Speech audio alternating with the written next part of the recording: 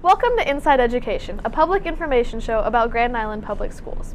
Today's show features Jennifer Worthington, President of the Grand Island Public Schools Board of Education, and Virgil Harden, the Director of Business for Grand Island Public Schools. My name is Sarah Mirza, and I'm a senior at Grand Island Senior High. Good afternoon, Mrs. Worthington. Hello. The Board of Education voted in January to approve a superintendent's contract with Dr. Rob Winter, who is currently superintendent of the Salina Public Schools in Kansas. And Dr. Winter will start his job as superintendent in Grand Island on July 1st. Could you describe Dr. Winter's background as a superintendent? I sure will. Dr. Winter has been a superintendent for 25 years and a principal and assistant principal for 4 years before that. He has his doctorate degree from Kansas State University, but also has degrees from University of Wyoming and New Mexico State University. In addition to being in Salina, Kansas, he's also spent time in Scottsbluff, Nebraska, so that gives him a familiarity with our state policies and things like that, and several other districts in Kansas. Former Superintendent Dr. Steve Joel submitted his resignation in March 2010 after he was hired to become superintendent of the Lincoln Public Schools. How did the Grand Island Board of Education start searching for the new superintendent? We started out by doing some interviews with search firms because we knew we wanted to look not just from within Nebraska for a superintendent, but across the country. And we knew a search firm would be able to help us do that. So we selected McPherson and Jacobson to work with, and they kind of set a process in front of us that would help us identify candidates and select the right candidate for us. Could you explain for me why the Board of Education decided to hire that interim superintendent for this year? We started the selection process full swing last spring. We knew we were a little late in the season. By the time Dr. Joel accepted the job in Lincoln and then negotiated his contract, we knew it was late in the season to hire a superintendent, but we decided to give it a shot. And that was one of the things with the firm we worked with. They told us they would be with us the entire process, that if we couldn't find a superintendent or if we decided to wait another year, they would help us find an interim superintendent. We did have some very good candidates last spring, but we knew, especially after talking to our consultant with McPherson and Jacobson, that there were several candidates that were interested in Grand Island that seemed to be very strong candidates but didn't want to make that shift. They didn't want to leave their school district that late in the year. And when did the search resume for the new Grand Island superintendent for this coming year? The Board of Education resumed the search pretty much when school started, in early fall, with the idea that we wanted to do interviews before Christmas and then to name our new superintendent either before Christmas or right after the holiday. So you mentioned the interviews that happened before Christmas. Could you describe that interview process once we narrowed it down to the 4 finalists for the superintendent position? The interview process was wonderful. I think the best thing about it is the community support. We wanted to have some community groups and some parent groups as well as our internal groups interview the candidates, the 4 finalists. And that's a big commitment. 4 different days people had to dedicate to doing these interviews, and no one turned us down. As we looked at people in the community that partner with our school district, businesses and leaders that are important to our school district, they all said yes. They knew this was an important decision and they wanted to be part of it. So each of the candidates spent at least a full day in Grand Island. They interviewed with a parent group, a community group, teachers, support staff, central office administration, as well as each evening they interviewed with the Board of Education. And what characteristics did the Board of Education think would be important in the superintendent candidates? We kind of knew what we wanted as a superintendent, but that's one of the things the search firm really helped us with. They put together a process one evening where we identified as individuals lots of different things, and then our consultant helped us narrow that down to the most important things. The 4 things that came out of that were an individual who was student-focused and a strong advocate for all students, a professional who is visionary, an individual who is honest and has high moral and ethical values, and a professional who's an effective communicator. But a couple other things that became important to our board, we wanted someone who could build and maintain relationships within our community because we do have so many of those in place that help our students. We wanted someone who was data-driven because that's something we've worked at a lot in this district over the last few years, and someone who had the courage to make tough decisions and stick behind those decisions, because sometimes a superintendent has to make decisions, or a school district does, that aren't popular with everybody. Whether it's a snow day, something fairly simple to most of us, students I know look at that a little differently, or the change in boundaries or change in staff members, lots of decisions that require courage. Yeah, and the snow days are a pretty big deal. So, what are the terms and length of Dr. Winter's contract with us? Dr. Winter will start with us July 1st. He will do some transition days in our district before that. And then, although his contract is a 3-year contract, we renegotiate it each year, or we look at it each year. So we wanted to guarantee to him that we were serious about him and wanted him to be in our district at least 3 years, but at the same point we can both look at that each year. And so he has already spent some time in Grand Island before he actually got the position, but what tasks will he be completing in Grand Island before he officially starts on July 1st? We met with Dr. Winter briefly about his transition plan, and a lot of that's going to be up to him, what he sees as most important, and also the time he's able to be away from the Salina district. Because, you know, he is one of the people that was interested in this last year, but didn't want to leave his district in the lurch. And to us, to our board, that was very important. We want someone like that who feels a commitment. So he needs to finish up this year in Salina. He has been part of our Career and Technical Education Center meetings. He'll be part of our retreat the end of March that the board is holding with our administration. And then from what I understand, his plan is to try to meet the administrators, sit down one-on-one with them, and kind of begin setting up some priorities and some goals.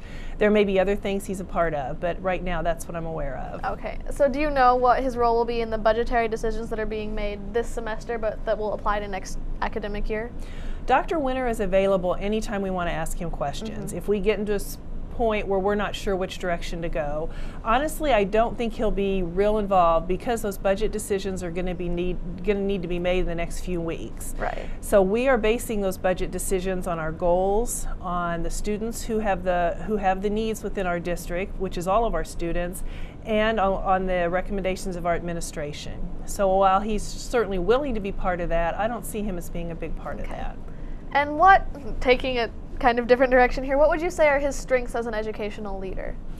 Well, the student focus was very evident. Right. He's done things within his district with students at all different levels, from the high ability learners to the students who struggle the most. He's also been part of a Career and Technical Education Center in Salina, has kind of helped actually put that together and do some of the management of that. So that was great for us to see. He seems to be very good at building teams, and that was important to our board because sometimes in a small district the superintendent does everything. But in a district like Grand Island, our administrators, our principals, they are very important to our district, and we need an administrator who can work with them, not simply delegate to them. Right. And I know we kind of already talked about this, but could you tell me again what priorities he'll be facing when he first arrives in Grand Island? That's the other thing that Dr. Winter talked to us about when we interviewed. Some superintendents come in with a list of things that they want to do right away. He really seemed to want to spend some time getting to know the people, the students, the data, and then making his decisions. So I'm sure the budget will be an issue, test scores, all those kind of things that a superintendent needs to get up to speed on right away. But he really wants to spend some time learning about us. Well, that's good. It is. That good was very for the positive. long term. So, and then could you just briefly explain what responsibilities the Grand Island superintendent has? You know, that is a long list. I guess the short answer to that is our superintendent is responsible for everything that goes on within Grand Island Public Schools. So whether it's in the classroom, whether it's building maintenance, he's responsible. But I think what you'll see him doing the most is working with his central office team, because obviously there's a lot of great people, like I already said, who take on many of those responsibilities.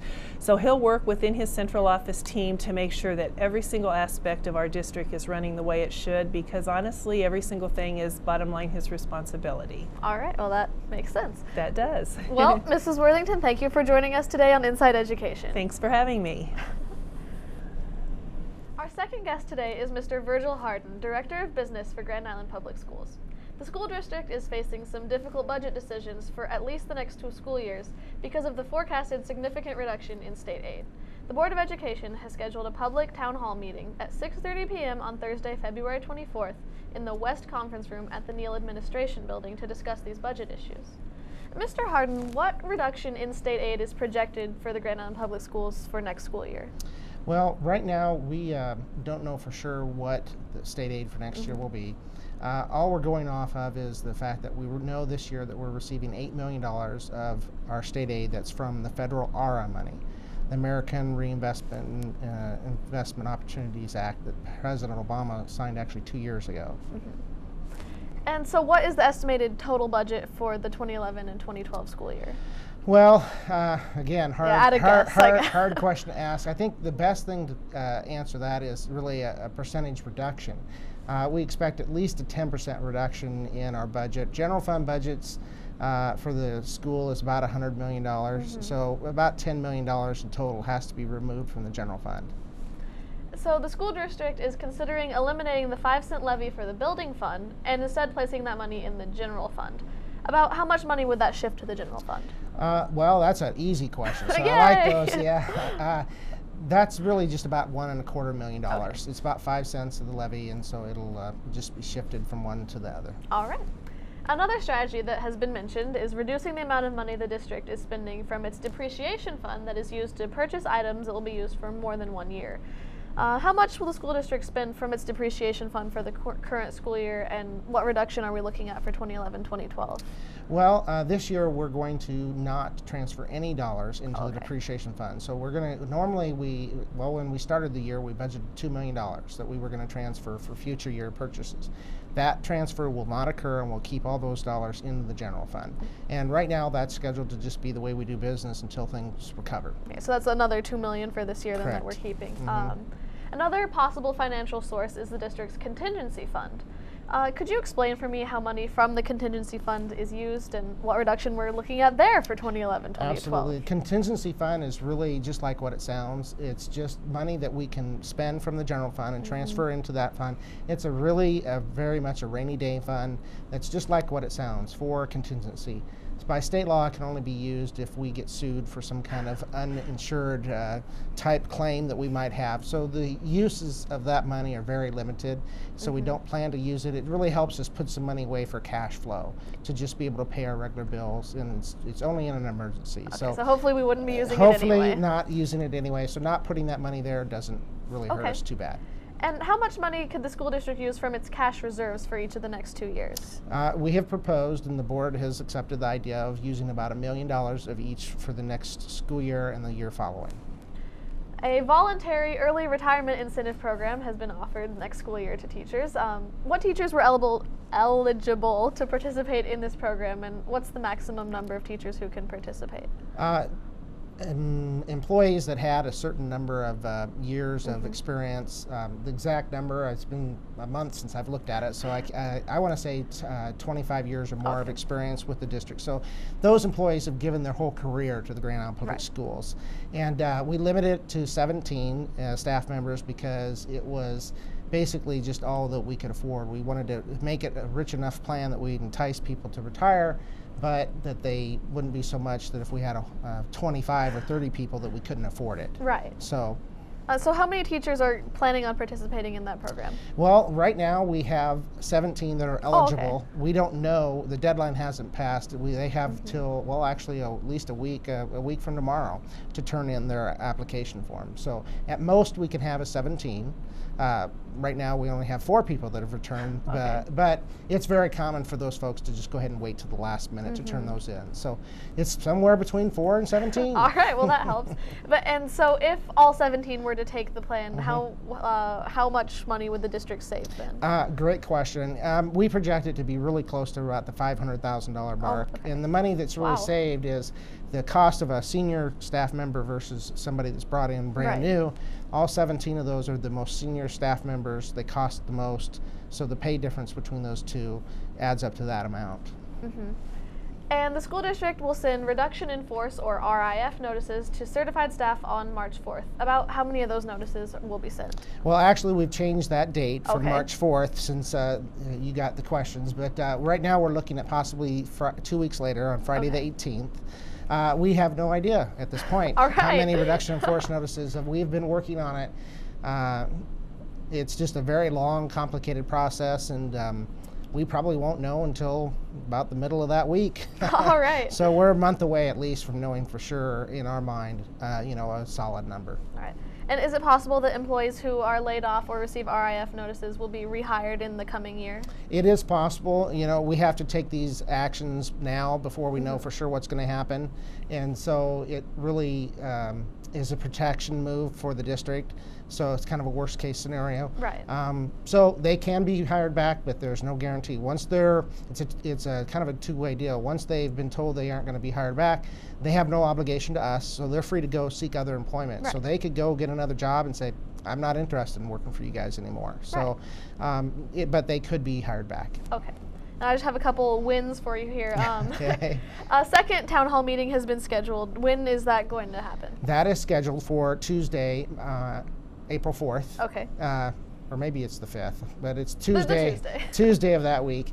And the same time and place, as far as I know right now, but that is subject to change. There has been talk about possibly thinking there'd be a bigger crowd for that, so that we might want to move it to, say, the Hornaday Auditorium at the College Park has been proposed. So it will probably either be there or where it's at now, the first town hall meeting. And when will the state certify its state aid for the 2011 and 2012 school year? Right now, assuming that LB 18 passes, which changes the date, it'll be on or before July 1. Okay, so that's right when we're getting our new superintendent. That's What correct. a coincidence, July 1st. Yes. And finally, when will the Board of Education approve the budget and the levy for 2011-2012? Well, the official date that it has to be certified is actually September 20th. Okay. So it'll be sometime prior to that, probably in the first week or two of September.